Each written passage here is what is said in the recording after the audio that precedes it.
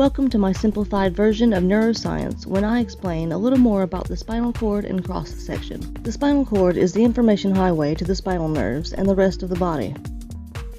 When you look at a spinal cord and cross-section at any level, you will see a butterfly section of gray matter and white matter. The gray matter is made up of cell bodies and neurons, which are also called nerve cells, while the white matter is made up of axons, which are tiny little long cables that extend from the main part of the cell, that travel up the spinal cord to the brain and travel down to the spine of the body. There's a small group called the posterior sulcus. There's a small section in the posterior lateral sulcus where dorsal roots enter the spinal cord carrying sensory information. There's another group in the front of the spinal cord called the anterior lateral sulcus.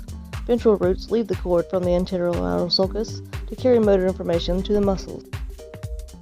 The gray matter contains three regions: a posterior horn, which contains neurons that make up a connection within the spinal cord, and ascending pathways that carry sensory information to the brain. There's a section in the posterior horn called the substantia glandulosa, which specifically carries pain and temperature sensations to the brain. The anterior horn carries cell bodies of motor neurons that activate skeletal muscles.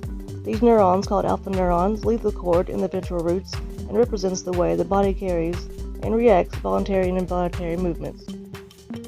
The intermediate gray matter has some characteristics of the surrounding areas, but it also contains neurons involved in automatic functions that occur without conscious control, like heart rate and breathing.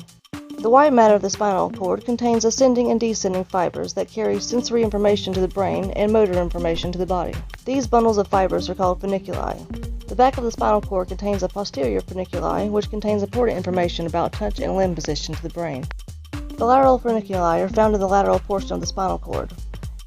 Important pain pathways are found here, as well as the pathways that are responsible for causing movement. The anterior funiculi contains ascending and descending pathways. Thanks for watching this video on a little bit more about the inside of the spinal cord, also known in ancient healing traditions as the Chakra energy cord. You can click the link in the description box below so you can catch when I talk more about the chakra system on my other channel, Lead to Succeed. You can also click the link in the description box below if you're interested in any of my chakra tools or products and accessories. If you found this video informative, please smash the like button and stay tuned for more healing lifestyle tips and experiences by pressing the subscribe button. It's free. But until our next meeting, I'm proud of you for every healthy decision that you make for yourself.